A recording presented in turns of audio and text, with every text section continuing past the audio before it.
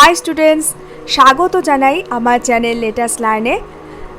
যেমনি আমি বলেছিলাম যে পরবর্তী ভিডিওতে আমি বিস্তারিত আলোচনা করব তোমাদের প্রথম অধ্যায় একটি শাস্ত্র হিসাবে রাষ্ট্রবিজ্ঞানের প্রকৃতি ও পরিধি। তো চলো এক এক করে প্রত্যেকটা বিষয়ে আমরা আলোচনা করি। তো প্রথম যে বিষয়টি আমি আলোচনা করব সেটা হচ্ছে রাষ্ট্রবিজ্ঞানের সংজ্ঞা। তাহলে রাষ্ট্রবিজ্ঞান কি, বা আমরা বলতে পারি রাষ্ট্রবিজ্ঞান বলতে কি বোঝায়, অথবা রাষ্ট্রবিজ্ঞানের সংজ্ঞা কি। রাষ্ট্রবিজ্ঞান সাধারণভাবে রাষ্ট্রবিজ্ঞান হলো সমাজবিজ্ঞানের একটি অংশ, যা রাষ্ট্র, তার কার্যাবলী, প্রকৃতি, উদ্দেশ্য নিয়ে আলোচনা করে এবং সেই সঙ্গে সরকারের ক্ষমতা, রাজনৈতিক চিন্তাধারা, রাজনৈতিক আচার আচরণ, বিভিন্ন রাষ্ট্রের সংবিধান, আইন প্রভৃতি বিষয় নিয়ে আলোচনা করে। এবার বলি যে এই রাষ্ট্রবিজ্ঞানের সংজ্ঞা কিন্তু মানব সমাজ এবং মানব সমাজের ক্রমবিবর্তনের সঙ্গে সঙ্গে পরিবর্তন হয়েছে এবং বিভিন্ন রাষ্ট্রবিজ্ঞানী, বিভিন্ন দার্শনিক এই রাষ্ট্রবিজ্ঞানের সংজ্ঞাটাকে বিভিন্ন দৃষ্টিকোণ থেকে দেখেছেন। এখন এই সংজ্ঞাকে কেন্দ্র করে আমরা রাষ্ট্রবিজ্ঞানের দুটো ভাগে ভাগ করতে পারি। একটা ভাগ হচ্ছে সাবেকি বা সনাতন সংজ্ঞা, আর একটা হচ্ছে আধুনিক বা মডার্ন পলিটিক্যাল সায়েন্স। এবার আসা যাক সাবেকি ধারণায়। এখানে রাষ্ট্রের উৎপত্তি, প্রকৃতি, উদ্দেশ্য, কার্যাবলী প্রভৃতি বিষয় নিয়ে আলোচনা করা হয়েছে। অর্থাৎ সাবেকি ধারণাটা কিন্তু পুরোপুরি রাষ্ট্রকেন্দ্রিক। সাবেকি ধ্যান ধারণা অনুসরণ করে বিভিন্ন রাষ্ট্রবিজ্ঞানী তাদের মত প্রকাশ করেছেন। এবার আমরা সাবেকি কিছু রাষ্ট্রবিজ্ঞানীদের নাম জানব। তো সাবেকি রাষ্ট্রবিজ্ঞানীরা যারা ছিলেন তাদের মধ্যে উল্লেখযোগ্য হলেন গার্নার, গেটেল, বার্জেস, সিলি প্রমুখ। এবার এদের মধ্যে কিছু রাষ্ট্রবিজ্ঞানীদের সংজ্ঞা আমরা আলোচনা করব। অধ্যাপক গার্নার বলেছেন যে শাস্ত্র শুধু রাষ্ট্রকে নিয়েই আলোচনা করে তাকেই আমরা রাষ্ট্রবিজ্ঞান বলতে পারি। এবার কোনো রাষ্ট্রবিজ্ঞানী আবার রাষ্ট্রের মৌলিক ভিত্তি এবং সরকারের নীতিসমূহকেও রাষ্ট্রবিজ্ঞানের বিষয়বস্তু বলে অভিহিত করেছেন। এবার আসি মডার্ন পলিটিক্যাল সায়েন্স, যাকে আমরা বলি অরাষ্ট্রকেন্দ্রিক সংজ্ঞা। আধুনিক রাষ্ট্রবিজ্ঞানীদের মতে রাষ্ট্রবিজ্ঞান কেবল যে শুধু রাষ্ট্রকে নিয়ে আলোচনা করে সেটি কিন্তু নয়। তারা বলতে চেয়েছেন যে রাষ্ট্র, বেসরকারি প্রতিষ্ঠান, রাজনৈতিক দল, রাজনৈতিক আচার আচরণ প্রভৃতি বিষয় নিয়েও আলোচনা করে। আধুনিক আচরণবাদী রাষ্ট্রবিজ্ঞানীরা কিন্তু প্রভাবশালী ব্যক্তি এবং ক্ষমতার উল্লেখকেও রাষ্ট্রবিজ্ঞানের বিষয় হিসাবে উল্লেখ করেছেন। এবার আধুনিক আচরণবাদী রাষ্ট্রবিজ্ঞানী কারা?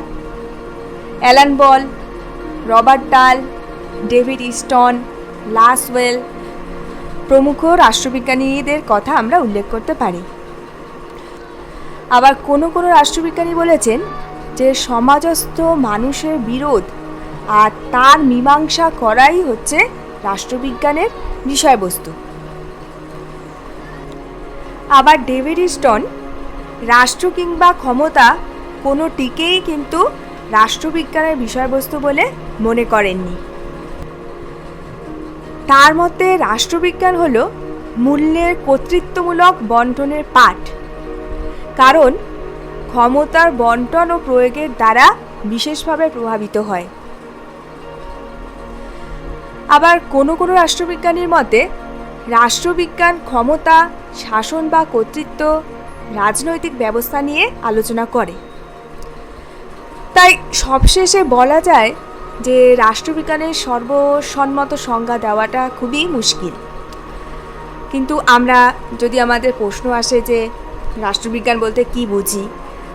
তো সেই সংক্ষিপ্ত অর্থে আমরা যেটা বলবো, যে সংক্ষিপ্ত ভাষায় রাষ্ট্রবিজ্ঞান হলো সমাজবিজ্ঞানের সেই শাখা যা রাষ্ট্রের তত্ত্ব, সংগঠন, সরকার, তার শাসন প্রণালী, আন্তর্জাতিক সম্পর্ক, আন্তর্জাতিক আইন, বিভিন্ন প্রকার রাজনৈতিক ব্যবস্থার তুলনামূলক আলোচনা করে।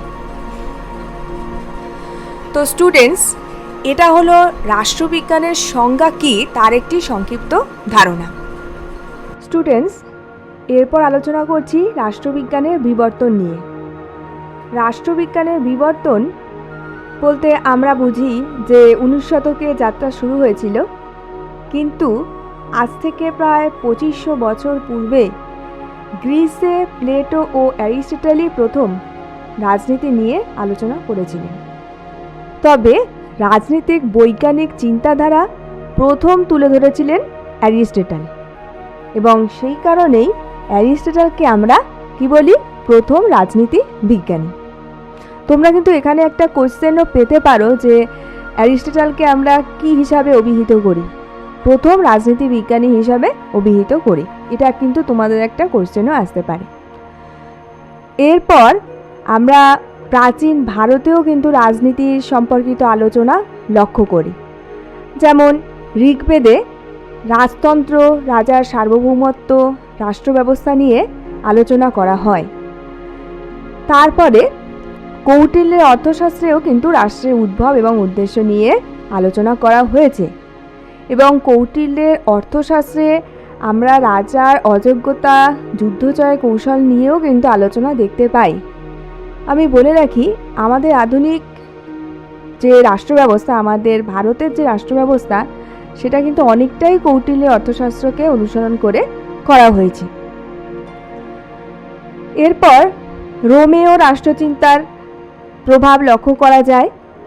তবে রাষ্ট্রবিজ্ঞানের বিকাশে আমরা নবজাগরণের সন্তান হিসাবে যার নাম উল্লেখ পাই, তিনি হলেন ইতালীয় রাষ্ট্রচিন্তাবিদ নিকোলো ম্যাকিয়াভেলি, এবং তিনি প্রথম ধর্মনিরপেক্ষ বস্তুবাদী দৃষ্টিভঙ্গির মাধ্যমে রাজনীতিকে বিজ্ঞানের স্তরে নিয়ে এসেছিলেন, এবং তিনি প্রথম মানুষ যিনি ব্যক্তিগত ও রাজনৈতিক জীবনের মধ্যে পার্থক্য করেছিলেন। এই কারণেই আমরা ম্যাকিয়াভেলিকে আধুনিক রাষ্ট্রচিন্তার জনক বলে অভিহিত করি। দেখো, এখানেও তোমরা একটা কোশ্চেন পাবে যে আধুনিক রাষ্ট্রচিন্তার জনক কাকে বলা হয়। তাহলে আমরা এর মধ্যে থেকে পেয়ে গেলাম যে ম্যাকিয়াভেলিকেই আধুনিক রাষ্ট্রচিন্তার জনক বলা হয়। এরপর আমরা 1600 এবং 19বিংশ শতাব্দীতে এই সময়কালে Bodin, Thomas Hobbes, John Locke, Rousseau প্রমুখ রাষ্ট্রবিজ্ঞানীদের আলোচনায় রাষ্ট্রচিন্তার কথা দেখতে পাই। টমাস হবস রাজনীতির বিজ্ঞানসম্মত ব্যাখ্যা করেছিলেন, এবং তিনি ছিলেন আইনগত সার্বভৌমিকতার জন্মদাতা। দেখো, তোমরা কিন্তু আর একটা কোশ্চেন পেলে যে আইনগত সার্বভৌমিকতার জন্মদাতা কে ছিলেন।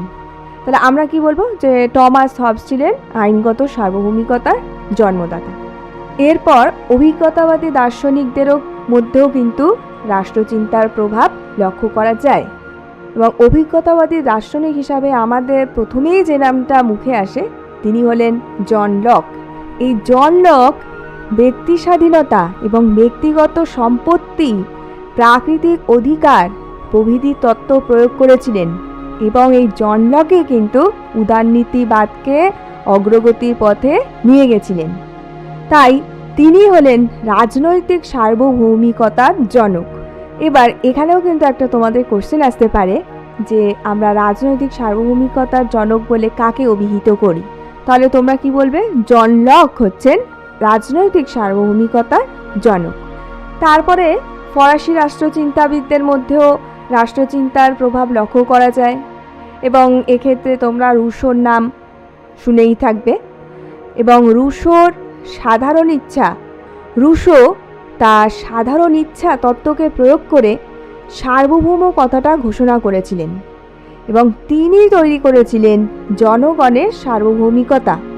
তাই এখানেও কিন্তু আর একটা কোশ্চেন আসতে পারে যে জনগণের সার্বভৌমিকতার জনক কে। তাহলে জনগণের সার্বভৌমিকতার জনক হলেন রুশো। দেখো, আমি একটু আলোচনা করে নেই। এই ক্রমবিবর্তনের মধ্যে কিন্তু আমরা বেশ কয়েকটি প্রশ্ন খুঁজে পেলাম। প্রথম দেখো, একটা হচ্ছে আইনগত সার্বভৌমিকতার জন্মদাতাকে, সেটা হলো টমাস হবস। আবার উদারনীতিবাদের জনক যদি বলি তাহলে সেটি হবে অভিজ্ঞতাবাদী দার্শনিক জন লক। এবং সাধারণ ইচ্ছা তত্ত্বটি কে প্রয়োগ করেছিলেন, তাহলে তার উত্তর হবে রুশো। আবার জনগণের সার্বভৌমিকতার ধারণাটি প্রথম কে উল্লেখ করেন, তারও কিন্তু উত্তর হবে রাষ্ট্রচিন্তাবিদ রুশো। তাহলে আমরা কিন্তু বেশ কয়েকটা প্রশ্ন কিন্তু আমরা এই রাষ্ট্রবিজ্ঞানের ক্রমবিবর্তনের মধ্য থেকে পেয়ে গেলাম। এরপর ইংল্যান্ডের শিল্প বিপ্লবের সময়ও কিন্তু আমরা ইংল্যান্ডের রাষ্ট্রচিন্তার প্রভাবটা লক্ষ্য করতে পারি। যে মতবাদটি ইংল্যান্ডের রাষ্ট্রচিন্তাকে গভীরভাবে প্রভাবিত করেছিল সেটি হলো হিতবাদ বা উপযোগিতাবাদ। এই উপযোগিতাবাদী চিন্তাবিদদের মধ্যে জেরেমি বেনথামের নাম উল্লেখযোগ্য।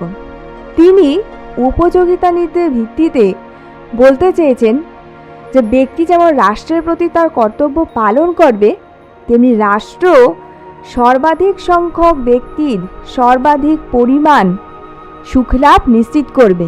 অর্থাৎ এই লাইনটির মানে হচ্ছে যে ব্যক্তি যেমন রাষ্ট্রের প্রতি কর্তব্য করবে, তেমনি রাষ্ট্রেরও কিন্তু ব্যক্তির প্রতি কর্তব্য পালন করা উচিত এবং সর্বাধিক সংখ্যক ব্যক্তির প্রতি তাদের সুখ স্বাচ্ছন্দ্য কী তার প্রতিও কিন্তু রাষ্ট্রের নজর রাখা উচিত।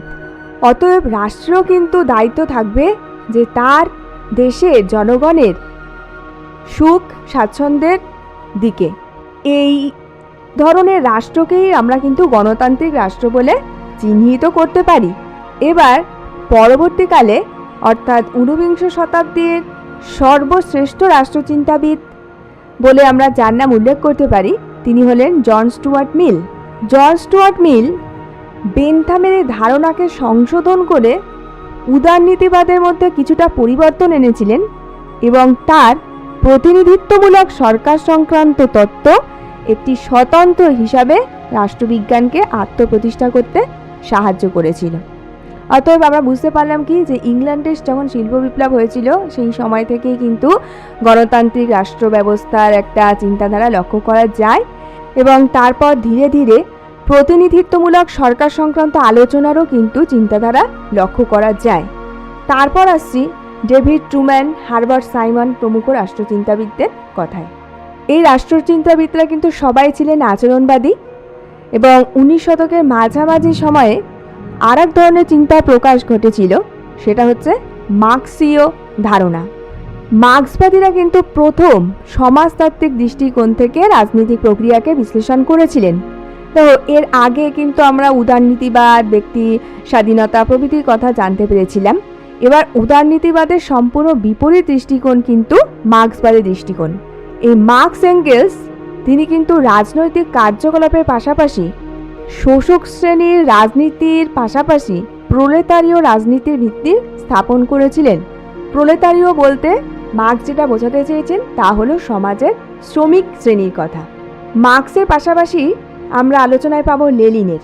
লেনিনও কিন্তু ক্ষমতা ও রাজনীতির সমস্যার প্রতি দৃষ্টি আরোপ করেছেন এবং তিনি রাজনীতি বিজ্ঞানের বিকাশকে সর্বাপেক্ষা গুরুত্ব দিয়েছেন।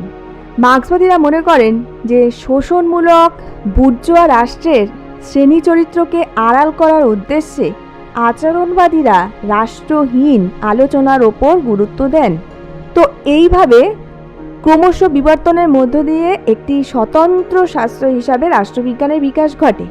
দেখো, এতক্ষণ ধরে আমি তোমাদের রাষ্ট্রবিজ্ঞানের বিবর্তন নিয়ে আলোচনা করলাম এবং সেখানে প্রত্যেকটা রাষ্ট্রচিন্তাবিদদের পৃথক পৃথক দৃষ্টিকোণ তোমাদের কাছে উপস্থাপন করলাম।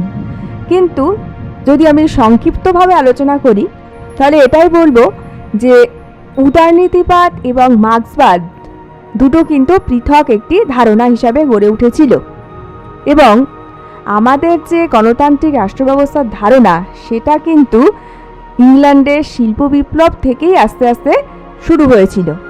এই আলোচনা থেকে বুঝতে পারলে যে মানব সভ্যতার বিবর্তনের সাথে সাথে রাষ্ট্রবিজ্ঞানের ধারণারও কিন্তু বিবর্তন ঘটেছে এবং সময়ের সাথে সাথে এই ধারণার পরিবর্তন হবে। তো এর পরের ভিডিওতে আমি আলোচনা করব রাষ্ট্রবিজ্ঞানের প্রয়োজনীয়তা কী আরও বিশেষ কিছু বিষয় যেটা তোমাদের প্রথম অধ্যায়ে আছে। তাহলে আজকের ভিডিওটি আমি এত পর্যন্তই রাখলাম।